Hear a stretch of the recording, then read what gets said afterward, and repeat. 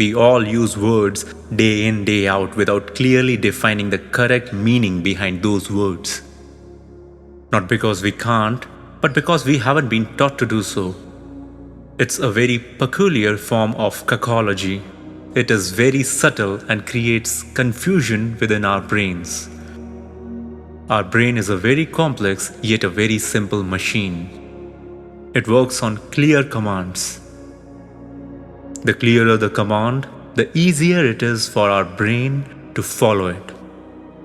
Now there are some words which may be good to use at some places but may not be that great at others. A friend urges you to try a drink you never had before.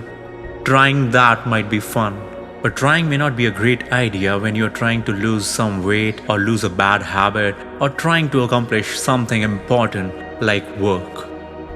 Let me just give you an insight on how this word trying is decoded by our brain. What its true meaning is and how we can use this word more carefully in the future. Trying comes from the French word trier, meaning sift or sort. That is to select or segregate something or purify something, like sifting the flour through a sieve or sort something out, like examining something to know whether it is important or not, if it is relevant or not. So when we are trying something, we are actually sending a signal to our brain that this is just a sifting, a segregation process, a sorting out of more important things from the lesser ones. That we aren't doing it as in doing it, but we are just examining it for future considerations. Now, if the task is like trying a new ice cream flavor, the probability that you will again go for the same flavor next time depends on factors like your taste buds, who made you try it, how hungry you were when you tried that flavor, and the reward for the brain in this event is in trying the new ice cream flavor. Many of the factors that shall lead us to try or not try that ice cream again are not in our hands. Whereas if you say that you like that flavor on that billboard and you make a free, deliberate choice that you want that ice cream flavor, and if you direct yourself towards it by actively focusing on getting it in your hands, the outcome of this particular event will most probably go in the favor of the flavor. Now there are multiple reasons for this, but one of them is that in this case, your brain's reward is the ice cream itself and not trying to have one. Advertisements prove to be powerful in this way. They make you imagine you are holding that iPhone in your hands. You won't say, "I'll try this iPhone." You will either want to have it or just let it go. Now let's compare trying a new ice cream flavor to trying a new workout class. So if the task is to try a new workout class, the probability that you will go the next time and sweat it out again reduces drastically in most cases.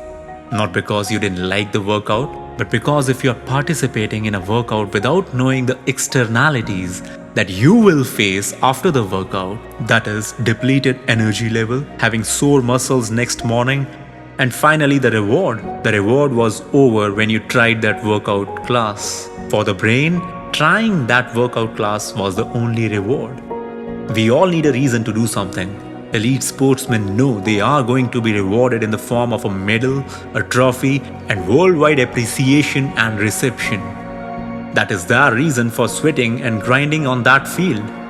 Whereas our brain's reward was just in trying out that workout class. The chances in this case also that you will go the next time are not in your hands. And if they aren't, the probability of you going again reduces drastically.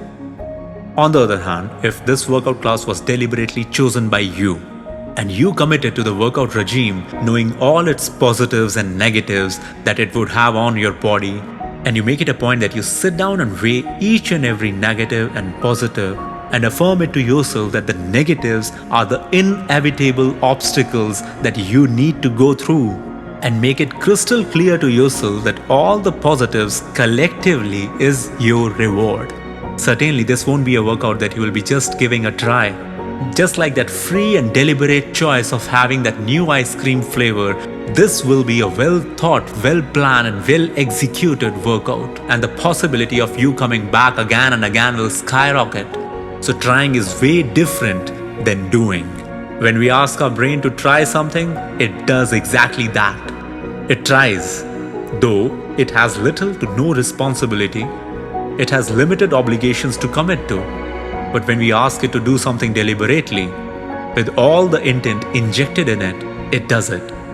It now has limited and clearly defined set of responsibilities.